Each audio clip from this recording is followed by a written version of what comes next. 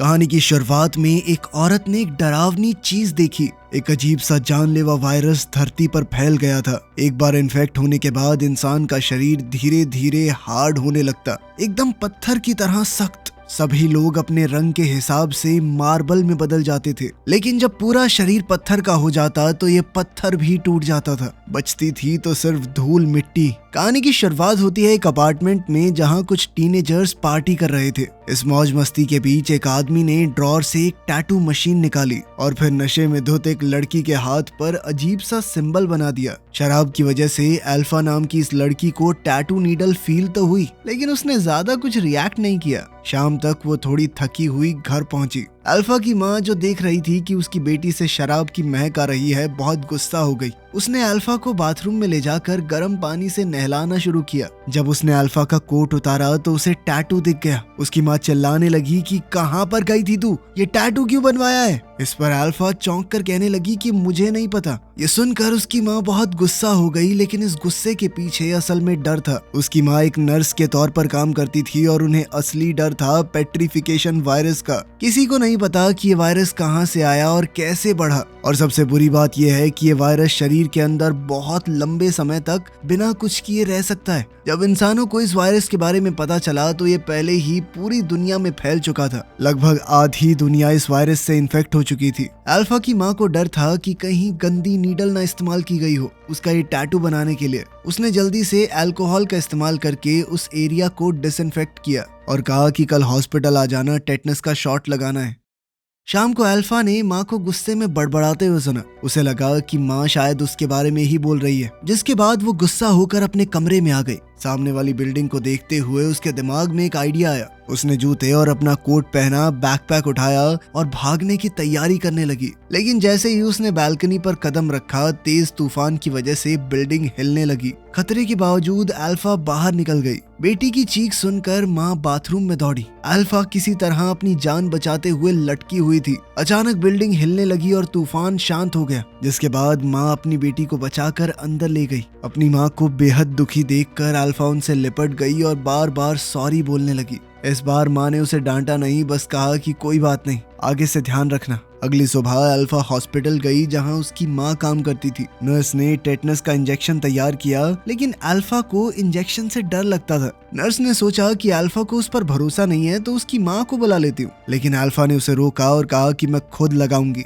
ये जानने के लिए कि कहीं उसकी बेटी के शरीर में वायरस तो नहीं है। अल्फा की माँ ने नर्स से कहा कि सैंपल ले लेना, लेकिन हॉस्पिटल में पहले ही बहुत सारे सैंपल पड़े थे, एकदम से टेस्ट कर पाना तो नामुमकिन है। नर्स ने कहा कि रिजल्ट 2 हफ्ते में आएंगे। आईसीयू में अल्फा की माँ पेशेंट्स को चेक कर रही थी, लेकिन कॉरिडोर में जहाँ पहले भीड़ थी अब बिल्कुल सुनसान हो गया। कल उसे डिनर भी देने कोई नहीं आया। पता चला कि इस खतरनाक वायरस से डरकर, जिसकी कोई वैक्सीन भी नहीं है, सभी नर्सेज ने मिलकर रिजाइन कर दिया। पेशेंट्स की कंडीशन बहुत सीरियस थी, जिनके शरीर में इन्फेक्शन 85% से ज्यादा बढ़ गया था। वो खुद अपना ख्याल रख ही नहीं सकते, उनका पूरा शरीर जम चुका है। ये वायरस हवा से नहीं फैलता तो अभी कंट्रोल में है। जब वो वार्ड के सबसे अंदर वाले हिस्से में गई तो एक बेहद दर्दनाक नजारा देखा। एक पेशेंट जो कल होश में था आज पूरी तरह पत्थर बन गया। हॉस्पिटल बेड पर पड़े पेशेंट को देखकर उसने शांत रहते हुए उसकी बॉडी पर लगे सेंसर हटाए और उनके आखिरी पलों में उन्हें एक इज्जत भरी अलविदा कही। क्योंकि उसे हॉस्पिटल जाना पड़ा था, इस वजह से अल्फा आज अपनी सुबह की क्लास के लिए लेट हो गई। जब होमवर्क सबमिट करने की बारी आई तो टीचर ने अल्फा को अपने पास बुलाया, लेकिन जैसे ही अल्फा घूमी उसके हाथ पर लगा जख्म फट गया, जिस पर उसने ध्यान नहीं दिया। डेस्क पर खून गिर गया। क्लास के स्टूडेंट शॉक में आ गए, सब लोग घबरा गए। अल्फा ने समझाने की कोशिश की, ये सिर्फ मेरे हाथ में लगी हुई एक चोट है, लेकिन इस वायरस का डर इतना ज्यादा था कि सबको लगने लगा अल्फा इन्फेक्ट हो गई है। पैनिक न हो इसलिए टीचर ने अल्फा को स्कूल के डॉक्टर रूम में भेज दिया। उसके सभी दोस्त उसे बहुत अजीब से तरीके से देख रहे थे और इस बात से अल्फा बहुत उदास हुई, लेकिन उसके पास कोई और रास्ता नहीं था। उसने अपनी बुक्स पैक की और जल्दी से क्लासरूम छोड़ दिया। जैसे ही अल्फा बाहर निकली, एड्रियन नाम का एक लड़का उसके पीछे भागा। दरअसल एड्रियन और अल्फा एक दूसरे से प्यार करते थे।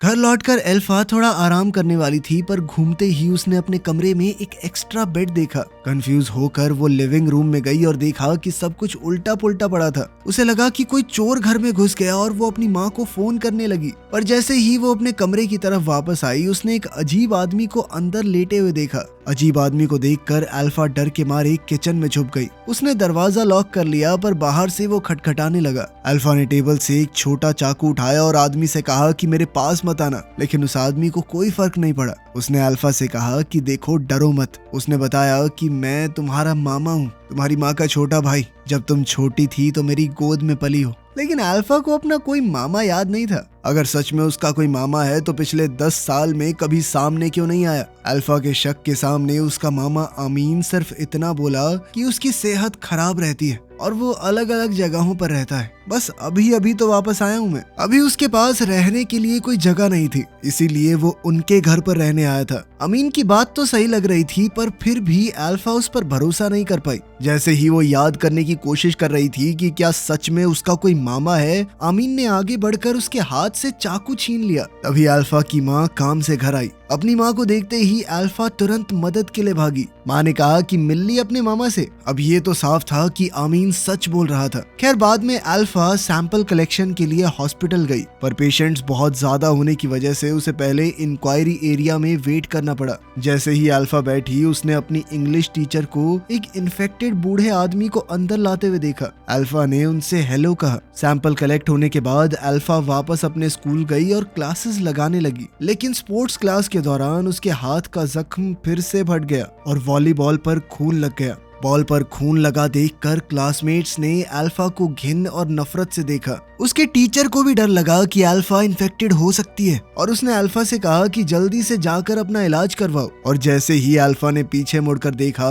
उसका टीचर एक तौलिए से बॉल को लपेटकर डस्टबिन में फेंक रहा था। अपने दोस्तों से यूं अलग थलग रहकर अल्फा को बहुत बुरा लगता था। एड्रियन भी थोड़ा डरा हुआ लग रहा था। जब अल्फा ने देखा कि एड्रियन भी उसे इन्फेक्टेड समझ रहा है तो वो गुस्से और उदासी में जिम छोड़कर चली गई। स्कूल के बाद अल्फा और उसकी माँ उसकी नानी के घर गए। आज ईद है और पूरा परिवार और दोस्त वहाँ खाने के लिए जमा हुए थे। लेकिन जैसे ही वो सीढ़ियों तक पहुंची, अल्फा ने देखा कि हॉलवे में 2 आदमी सो रहे थे और फर्श पर कई सारी सुइयां पड़ी थी। हॉलवे छोड़कर वो लोग नानी के घर पहुंचे। अल्फा के मामा और बाकी लोग पहले ही आ चुके थे और सब अपने अपने काम में लगे हुए थे। सिर्फ अल्फा चुपचाप टेबल पर बैठी रही। अमीन छोटी उम्र में नशे की लत में पड़ गया था। तब से बाकी परिवार वाले उसके साथ बहुत बुरी तरह व्यवहार करते थे। कोई भी अमीन से बात नहीं कर रहा था। खाने के बीच में अल्फा ने देखा कि अमीन एक कमरे के अंदर गया और अल्फा की माँ भी सावधानी से उसके पीछे गई। दरवाजे के छोटे से गैप से अल्फा ने देखा कि अमीन फर्श पर बेहोश पड़ा है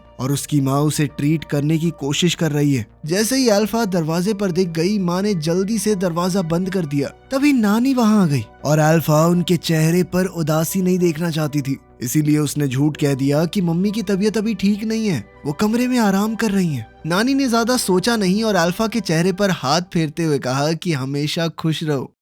स्कूल में अल्फा के साथ फिर से बाकी बच्चे बुरा बर्ताव कर रहे थे, क्योंकि ये वायरस किस तरह से फैलता है ये बात पता ही नहीं किसी को। इसीलिए सभी बच्चों को डर लग रहा था कि अल्फा इन्फेक्टेड है और वो उससे दूर रहना चाहते थे, खासकर तैरते वक्त। कुछ बच्चों ने अल्फा को घेर लिया और कहा कि तुम स्विमिंग करने मत जाना, लेकिन अल्फा को ये पसंद नहीं आया कि वो बच्चे उसे दबा रहे थे और उसने उन सब के ऊपर थूक दिया। ले अब तुझे भी लग गई बीमारी, ले। बाद में स्विमिंग क्लास के दौरान जिस लड़की पर अल्फा ने थूका था, उसने बदला लेने के लिए अल्फा को पीछे से खींचना शुरू कर दिया और उसके साथ ही मिलकर अल्फा को डुबाने लगे। अल्फा ने लड़ने की कोशिश की पर गलती से वो पूल की दीवार से टकरा गई। उसका सर घिस गया और बहुत सारा खून बहने लगा। पूल में खून देखकर क्लासमेट्स घबराकर भाग गए। स्कूल में बेटी को चोट लगने की खबर मिलते ही माँ तुरंत वहाँ पहुंची, लेकिन प्रिंसिपल ने शैतान बच्चों को सजा नहीं दी। उसने अल्फा से ही कहा कि तुम थोड़े दिन की छुट्टी ले लो। सच ये था कि स्कूल को बहुत सारे पेरेंट्स की तरफ से कंप्लेंट्स आ रही थी, जिसमें पेरेंट्स चिंता जता रहे थे कि हो सकता है अल्फा इन्फेक्टेड हो,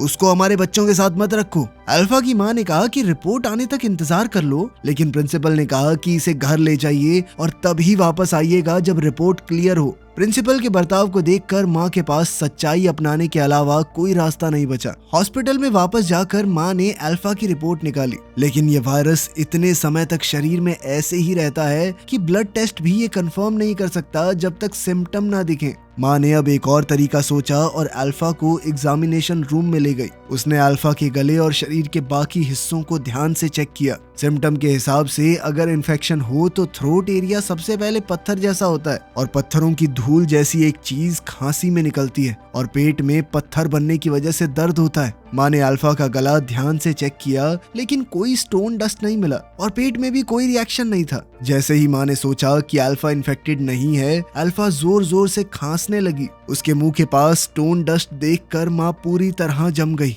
अल्फा ने भी अपनी माँ की नजर देखी और तुरंत शीशे की तरफ भागी। शीशे में खुद को देखकर वो हैरान हो गई। उसने कभी नहीं सोचा था कि एक पार्टी उसे बीमार कर देगी। ये जानकर कि उसकी बेटी सच में इन्फेक्टेड है, माँ बिल्कुल बेचैन हो गई। वो जल्दी से इसका इलाज ढूंढने लगी, लेकिन ये स्टोन वायरस पिछले 10 सालों से फैला हुआ है और साइंटिस्ट बिल्कुल बेबस। वैक्सीन बनाना तो दूर की बात है, उन्हें अभी तक ये नहीं समझ आया कि ये वायरस फैलता कैसे है। अब तक उन्हें सिर्फ इतना पता है कि इन्फेक्ट हो गए पेशेंट्स को अजीबोगरीब चीजें दिखती हैं। उदास होकर वो एक डेस्क पर लेट गई और समझ नहीं आया कि किया क्या जाए। वो अल्फा के कमरे में गई और अपनी बेटी को शांत करने की कोशिश की, लेकिन दरवाजे पर उसने एक अजीब सा सीन देखा। अमीन और उसकी बेटी बेड पर पड़े हिल रहे थे। दोनों की मूवमेंट बिल्कुल एक जैसी थी। अपनी बेटी को दर्द में देखकर वो सिर्फ तसल्ली दे पाई। उसने अपनी बेटी के लिए प्रार्थना शुरू की और तब उसे याद आया जब वायरस पहली बार फैला था। उस वक्त बहुत सारे वायरस से ग्रस्त लोग हॉस्पिटल में आ गए और एंट्रेंस पूरी तरह ब्लॉक हो गई।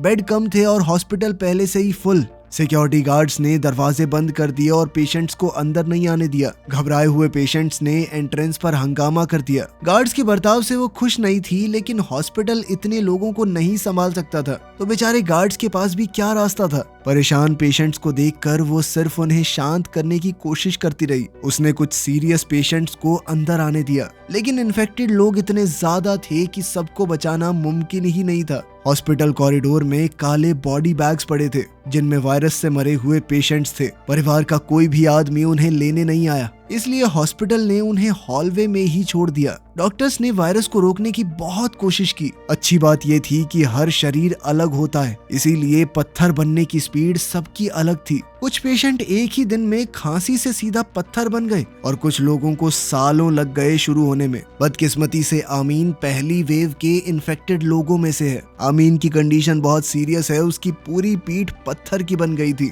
वो जांच के लिए सैंपल लेना चाहती थी, पर जब उसने नीडल डाली तो खून रुक ही नहीं पाया और उसने गॉज की मदद से घाव बंद करने की कोशिश की, पर अचानक आमीन की पत्थर बनी हुई पीठ सीधा क्रैक हो गई।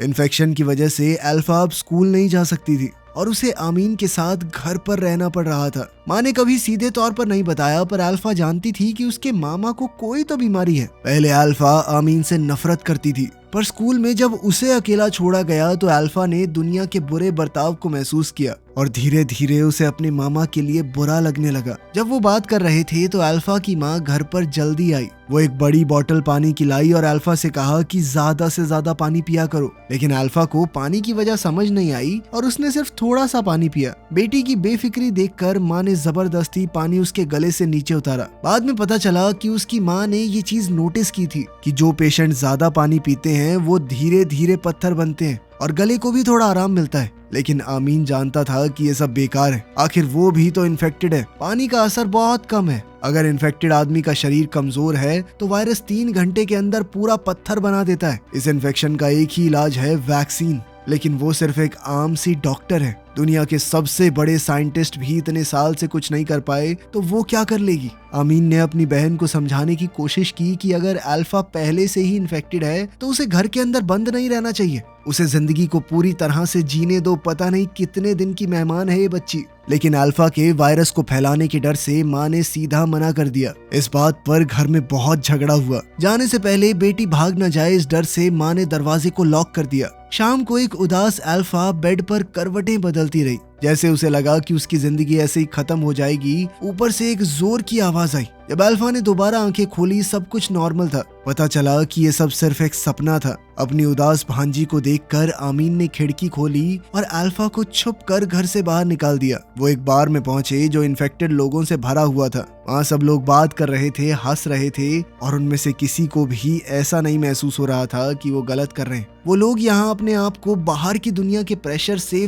फ्री महसूस करते थे। इस जगह पर कोई उन्हें जज नहीं करता था, कोई उनके साथ बुरा बर्ताव नहीं करता था। था। ये सीन देखकर अल्फा का डिप्रेस्ड मूड तुरंत बदल गया और वो हॉल में इन्फेक्टेड लोगों के साथ डांस करने लगी। सुबह होने तक वो लोग एंजॉय करते रहे। फिर अल्फा अपने मामा के साथ बार से निकल गई। आमीन ने अल्फा से कहा कि जितना वक्त बचा है उसमें सब कुछ करो जो भी करना चाहती हो और अपनी सारी छुपी हुई भावनाएं बाहर निकाल दो। आमीन की बात सुनकर अल्फा को एड्रियन याद आया और वो उसके घर के बाहर गई। एड्रियन अल्फा को देखकर खुश हुआ, पर तभी अल्फा ने नोटिस किया कि आमीन की पीठ पर बिल्कुल वैसा ही टैटू है जो उसके पास था। तब सच सामने आया कि अल्फा का वो टैटू उस दिन एड्रियन ने ही बनाया था और उसी टैटू की वजह से वो आज बीमार हुई है। गुस्से में अल्फा ने एड्रियन से कहा कि तुम्हारी टैटू मशीन में वायरस था। उसने कहा कि जल्दी से अपना टेस्ट करवाओ। एड्रियन कुछ बोल पाता उससे पहले ही अल्फा अपार्टमेंट छोड़कर चली गई। अल्फा बस में बैठ गई मानो खुद को दुनिया से दूर करना चाहती हो, लेकिन बस में उसके मामा पहले से मौजूद थे।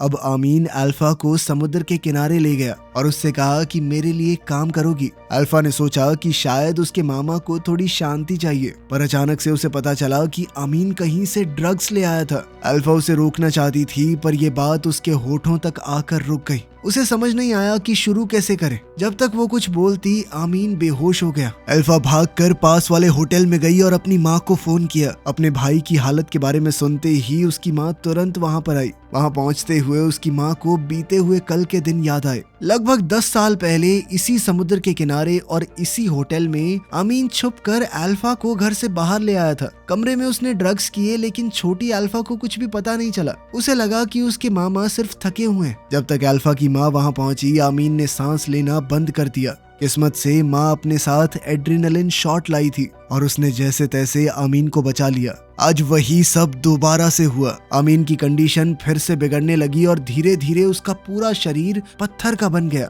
अपने भाई को देखकर, जिसका सिर्फ आधा चेहरा बचा था, अल्फा की माँ का दिल टूटने लगा। पूरी तरह पत्थर बने अपने भाई को देखकर अल्फा की माँ उसके पास ही लेट गई। लेकिन जब उसकी दोबारा आंखें खुली तो उसने खुद को घर पर पाया और अल्फा अपने कमरे में थी। सच ये निकला कि आमीन असल में 8 साल पहले ही इस बीमारी से मर चुका था। अल्फा की माँ उसे आज तक भूल नहीं पाई और यह बीमारी अल्फा को नहीं बल्कि उसकी माँ को हुई है। इस बीमारी में पेशेंट्स को अजीबोगरीब चीजें सच लगने लगती हैं, ऐसी चीजें जो कभी हुई भी ना हो। पेशेंट्स का इलाज करते हुए ही अल्फा की माँ खुद भी इन्फेक्टेड हो गई। जो आमीन उसे दिख रहा था वो उसी के दिमाग का बनाया हुआ एक ख्याल था। अपनी माँ को उदास देखकर अल्फा ने वो लोरी गाई जो उसकी माँ उसे बचपन में सुलाने के लिए गाती थी। इसी पल में अल्फा सब कुछ समझ गई। उसने अपनी माँ का हाथ पकड़ा और दोनों घर छोड़कर निकल गए परिवार को अलविदा कहने के लिए। और जैसे ही माँ बेटी घर से बाहर निकले, थोड़ी दूर ही एक पीला तूफान दिखाई दिया। कार की विंडशील्ड जल्दी से मोटी धूल से भर गई।